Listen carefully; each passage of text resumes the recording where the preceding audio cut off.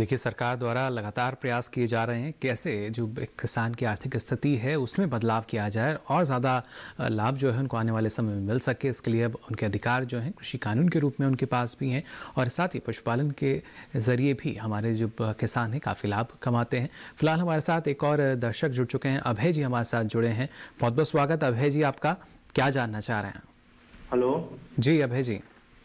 हाँ सर, मैं बलिया से बोल रहा हूँ, उत्तर प्रदेश से। जी सर मेरी एक भैंस है और उसको बच्चा देना अभी 28 से 29 दिन 30 दिन बचा है। जी तो सर उसके पीछे से एक सूजने जैसा भड़ूल जैसा बार बार निकल रहा है।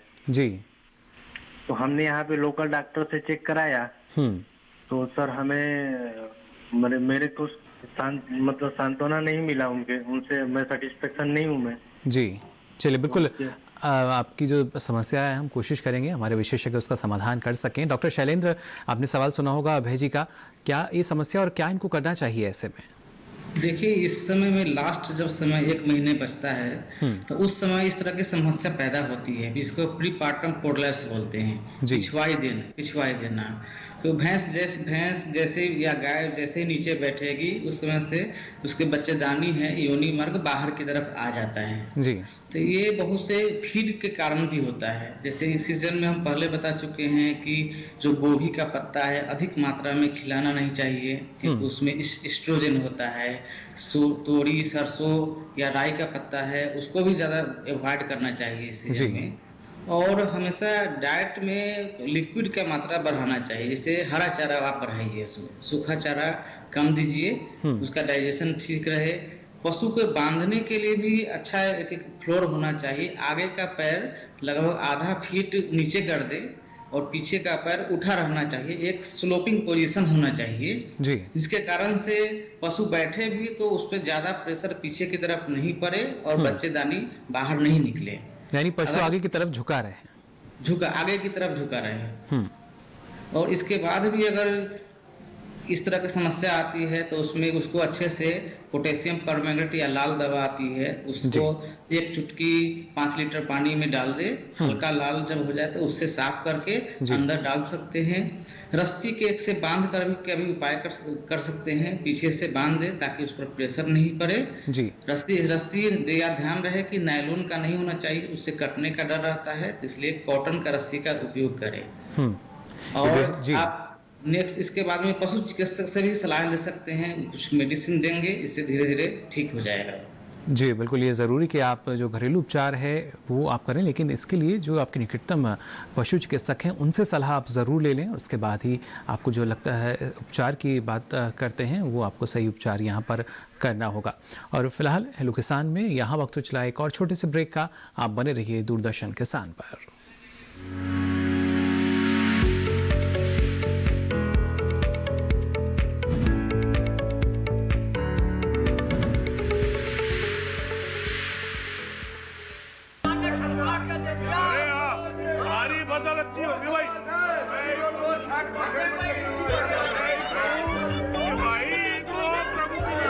और अब एक जरूरी सूचना, देश के कुछ राज्यों में किसानों द्वारा बड़े पैमाने पर पराली जलाने से आसमान में धुंध छा गई है।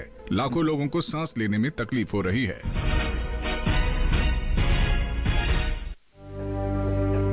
हर साल हम अपना ही घर फूंकते हैं और तमाशा बनते हैं। ना, मैं ना मानता। ये काम तो बरसों से होता आ रहा है, अब ऐसा क्या नया आ गया? ये देख लो, हमारे रतन काका, पिछले साल की पराली जलाने से जो इनकी खांसी उठी थी ये अब तक चल रही है। और तो और हमारे सोना उगलने वाली धरती भी बंजर पड़ रही है। बेटा, तुम्हारी बात मान भी ले, पर एक बात बताओ कि पराली को ठिकाने लगाने में भी तो लागत आती है, और ये आग जलाने से ये काम आसानी से हो जाता है। काका, ये बात ना रही, हम कह रहे हैं, देखो मेरे पास कुछ मशीनों की तस्वीरें भी हैं, मैं तुम्हें दिखाता हूं। ये देखो, ये है हैप्पी सीडर, ये है मल्चर, ये है जीरो टिल ड्रिल, ये है स्ट्रॉ चॉपर, ये है रिवर्सिबल मोल्ड बोर्ड प्लॉ और ये है रोटावेटर। ये सारी मशीनें अब 50% अनुदान पे मिल रही है, और तो और कस्टम हायरिंग केंद्र लगाने पर सरकार से 80% का अनुदान भी मिलेगा। और ये संकल्प हमारे प्रधानमंत्री जी का है कि अब पराली कोई न जलाए और आधुनिक मशीनों का इस्तेमाल कर पराली खेत में मिलाएं और मिट्टी की गुणवत्ता को बढ़ाए।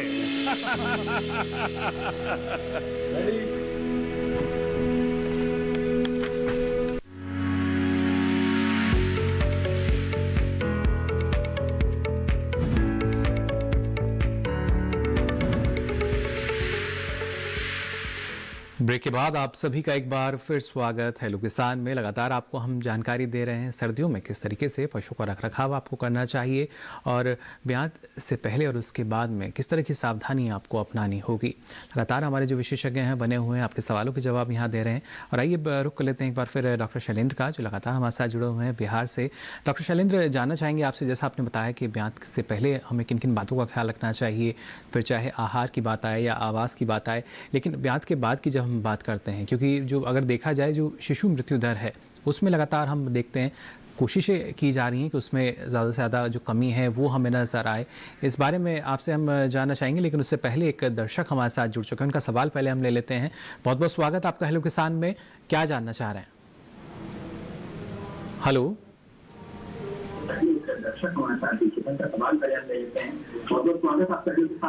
जी, गुजारिश करना चाहेंगे आपसे अपने टीवी सेट का वॉल्यूम आप कम कर दें। हेलो जी प्रिया जी।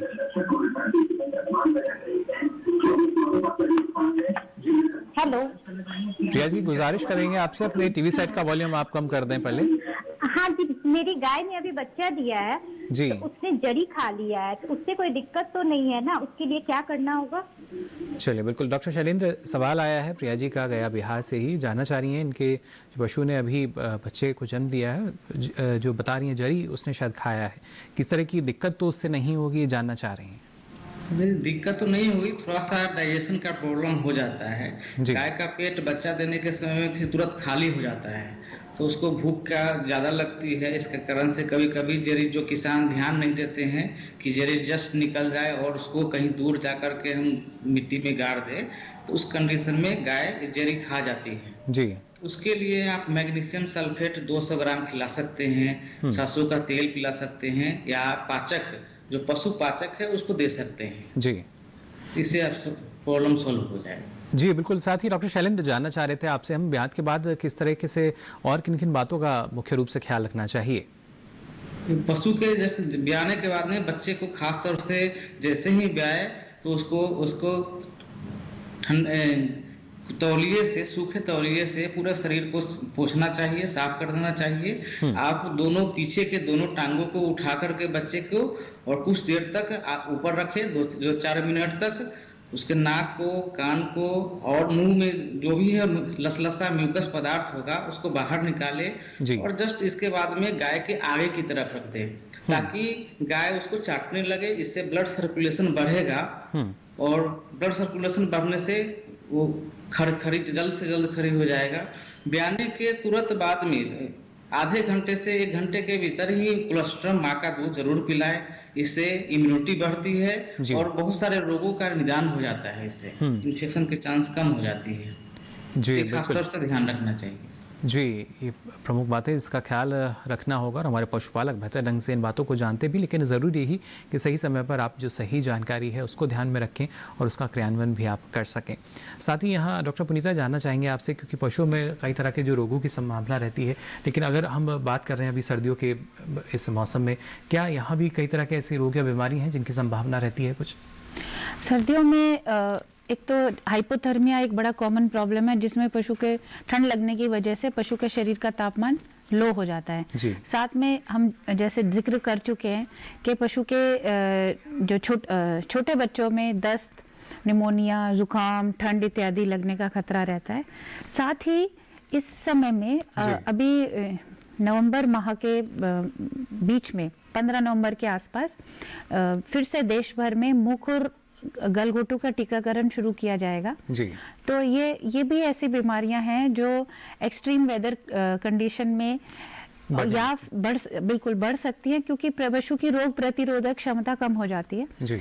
तो ये बहुत जरूरी है पशुपालकों के लिए कि वे अपने पशुओं को मुंहखुर और गलघोटू के टीके अभी सही समय पर हर 6 माह में। पर आगे भी आपसे मैं जानकारी लूंगा। फिलहाल एक दर्शक हमारे साथ जुड़ चुके हैं। अभिषेक जी, बहुत बहुत स्वागत आपका हेलो किसान में।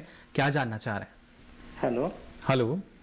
हाँ, मेरी गाय गाभिन है जी। वो बच्चा देने वाली है जी। उस समय को हम कैसे पहचानेंगे कि कब मतलब समय पूरा हो रहा है, लेकिन किस दिन बच्चा देगी, इस समय को हम कैसे पहचान पाएंगे कि अब बच्चा देने वाली है गाय? चलिए, बिल्कुल। बच्चा दानी या कुछ में परिवर्तन आता है, इसके बारे में मुझे कुछ जानकारी चाहिए थी। जी, डॉक्टर शैलेंद्र, क्या जानकारी देना चाहेंगे आप इनको? अभिषेक जी एकांत में चली जाती है। अगर आपके पास में 10-12 गाय है, खुला रहता है तो अलग एक साइड में रहेगी, या आप बांध कर रखते हैं तो कोना जो घर का कोना है उस साइड में बैठना पसंद करेगी। उसके बाद में गाय बार बार आगे ऊपर नीचे बैठेगी। उसके पीछे पूंछ के पास के जो भी है जेनिटल ऑर्गन्स है तो उसमें लूजनेस हो जाता है, काफी ढीला पड़ जाता है, उससे हल्का हल्का स्राव आने लगेगा। तो इसका हमको अंदाज लगा लें कि बच्चा देने वाली है जी। और हल्का भी डिस्चार्ज आता है तो उसको ध्यान देना जरूरी हो जाता है कि कब मूत्र की थैली जैसे सबसे पहले आता है। तो अगर थैली आ गया तो इसका मतलब है कि 1 से 2 घंटे के बीच में बच्चा हो जाएगा। जी, बिल्कुल ध्यान रखना चाहिए। जी, ये कुछ एक लक्षण है जिनका हम कह सकते हैं अगर पशुपालक ध्यान रखेंगे तो और ज़्यादा आसानी आपको हो जाती है, आपकी पशु की जो सेहत है वो अच्छी रह सकती है। और ये तमाम ऐसी बातें हैं जिनका ख्याल हमारे पशुपालकों को रखना चाहिए, जिससे ना सिर्फ उनके पशु की सेहत अच्छी रहे बल्कि इसके ज़रिए जो पशुधन की सार्थकता है वो भी लगातार आपको मिलती रहे। फिलहाल हेलो किसान में यहाँ वक्त चला एक और छोटे से ब्रेक का। आप बने रहिए दूरदर्शन किसान पर।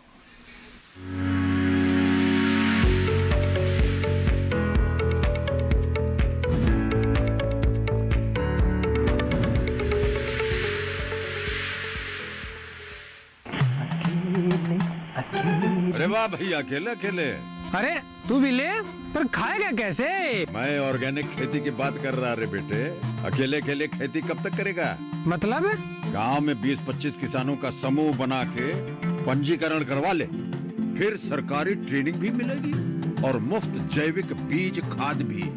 फिर बीजीएस ऑर्गेनिक की सरकारी मोहर के साथ तेरी उपज आकर्षक पैक में पहुंचेगी बड़े बाजार तक। अच्छा? हाँ। अरे भाई, कहाँ चल दिया?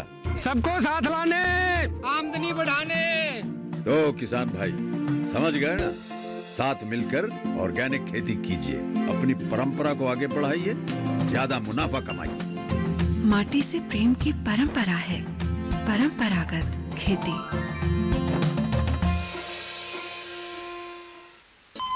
अरे सुन तो। मुझे क्या सुनाना चाहते हो? जो सुनाओ मेरी सौतन को। किसको? अरे वही तुम्हारा मोबाइल फोन जिससे सुबह शाम दिन रात चिपके रहते थे और कहते थे किसान कॉल सेंटर से बातें हो रही हैं।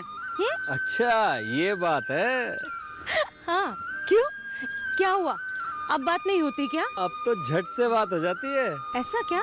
हाँ, अब तो ज्यादा लाइनें और खास तकनीक के कारण खेती के माहिरों से तुरंत बात हो जाती है।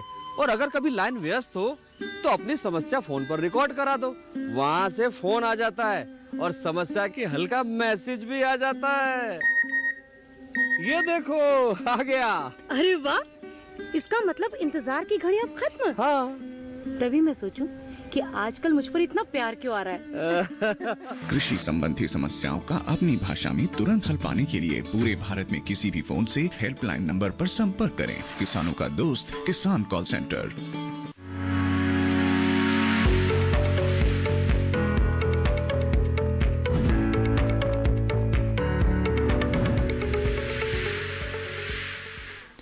तो ब्रेक के बाद आप सभी का एक बार फिर स्वागत है हेलो किसान में। लगातार आपको जानकारी दे रहे हैं पशु के स्वास्थ्य सेहत को लेकर, किस तरह की देखभाल की आवश्यकता है और खासतौर से ब्याज से पहले या उसके बाद में आपको किस तरह की सावधानी अपनानी चाहिए। लगातार दर्शक हमारे साथ जुड़ रहे हैं। फिलहाल राजकमल जी हमारे साथ जुड़े हैं फोन लाइन पर। राजकमल जी, बहुत बहुत स्वागत आपका। क्या जानना चाह रहे हैं? हेलो जी, आप टीवी पे बोल रहे हैं, मैं सुन रहा हूँ। जी बिल्कुल, आपको भी हम सुन पा रहे हैं। सवाल पूछ सकते हैं आप।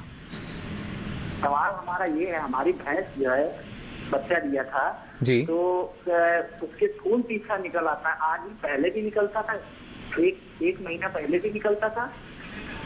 जी, हेलो राजकमल जी।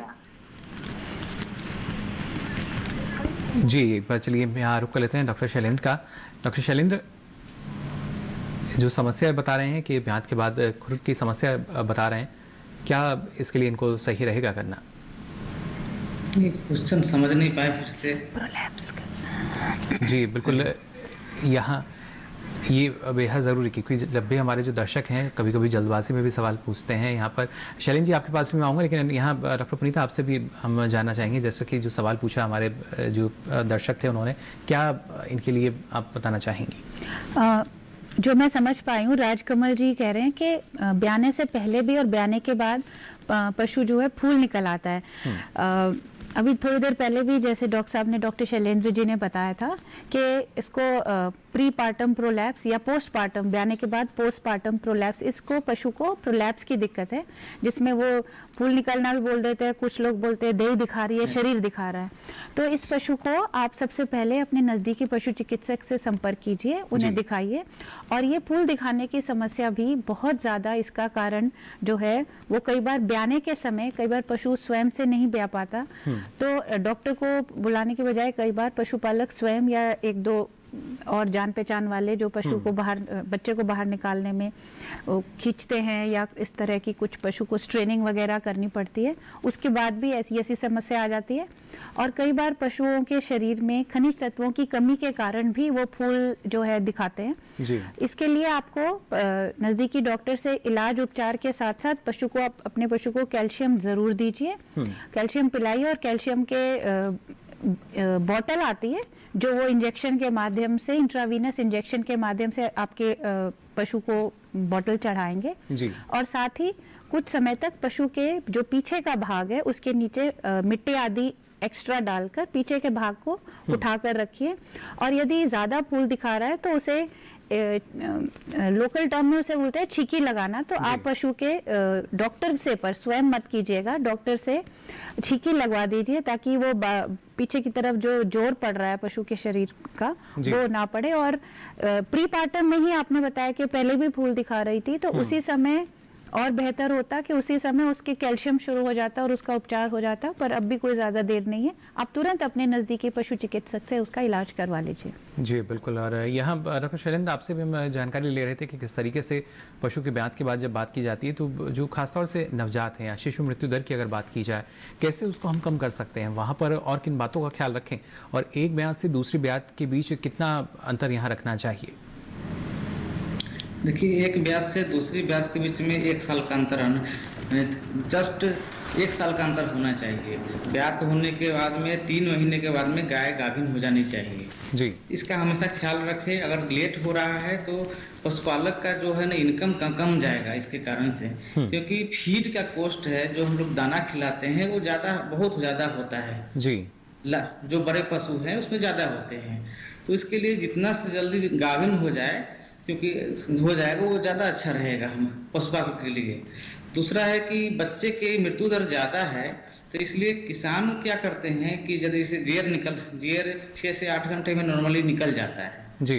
तो जब तक जेर नहीं निकलता है तब तक बच्चे को माँ का दूध नहीं पिला पाते हैं। वो सोचते हैं कि जेर निकलने के बाद ही पिलाए, जो कि गलत है। इस तरह से नहीं करना चाहिए कि बच्चे के पेट का जो भाग होता है वो कोलेस्ट्रॉल को ऑब्जर्व करने के लिए जो शुरुआती जो समय होता है वो बहुत उपयुक्त समय होता है जी। तो उस समय थोड़ा देर रुक करके उसके कोलेस्ट्रॉल पिलाना चाहिए, इससे मृत्यु दर के बहुत कमी आएगी। साथ ही जो नाभि हम लोग काटते हैं, नाल जो कट करते हैं, उसके बाद में धागे से अच्छे ढंग से बांध दीजिए, और टिंचर आयोडीन लगातार जब तक सूख नहीं जाए जरूर डालिए।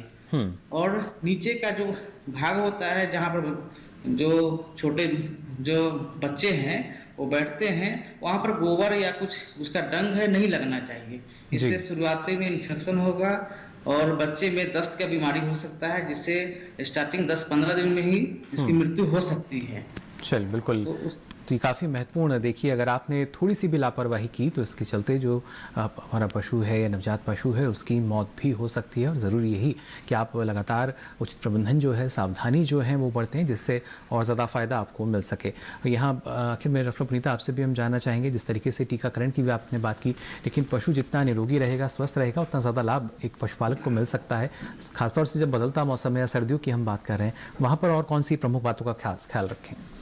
सर्दियों के मौसम में एक ऐसा समय भी आता है जब सर्दी में बरसात आती है, तो सर्दी भी है और बरसात भी है। इन दोनों स्थितियों में जब एक साथ होती हैं तो पशुशाला और पशु की बहुत खास तौर से ध्यान रखा जाना ज़रूरी है। उसमें पशुपालक पशुशाला बनाने से पहले ही उसे ज़मीन से 2-3 फुट ऊंचा रखें, ताकि सर्दी गर्मी दोनों ही मौसम में पशुशाला के अंदर पानी न भरे। और बरसात के समय कोशिश कीजिए कि पशुओं को सूखी जगह पे बांध कर रखें। और साथ ही जो हमने टीकाकरण की बात की थी, तो टीकाकरण हर 6 माह में लगाया जाता है। और ये जो दोनों बीमारियां हैं, मुखुर और गलघोटू, ये दोनों ही छूत का रोग हैं। ये संक्रामक रोग हैं जो एक पशु से दूसरे पशु में फैलते हैं, और ये बहुत तेजी से फैलने वाली बीमारियां हैं, जिसमें पशुओं की गलघोटू में तो पशुओं की मृत्यु, समय पर अगर ट्रीटमेंट ना हो पाए, समय पर आप नहीं अटेंड करें तो पशु की मृत्यु भी हो जाती है जी। और मुखुर की बीमारी में भी पशु का दूध बिल्कुल चला जाता है। तो जिस मेन पर्पस जिस काम के लिए आपने अपना गाय या भैंस को पाला है, वो उसका दूध ही नहीं रहेगा, तो वो पशु आपको कोई ज़्यादा उसका कोई आर्थिक लाभ नहीं होगा। तो ये बहुत ज़रूरी है कि गर्मियों में भी बरसात से पहले और सर्दियों में अभी नवंबर के महीने में आप अपने पशुओं का टीकाकरण करवा लीजिए। जी चलिए, और काफ़ी महत्वपूर्ण टीकाकरण का आपको ख्याल रखना होगा। और जल्दी से डॉक्टर शैलेंद्र आपसे भी जानना चाहेंगे, क्या कुछ खास सावधानी जिसका ख्याल रखें हमारे पशुपालक?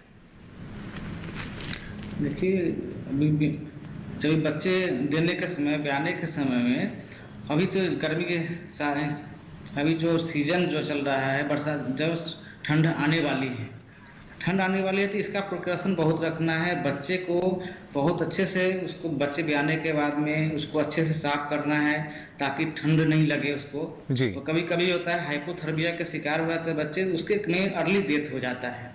उसका हमेशा प्रिकॉशन रखे।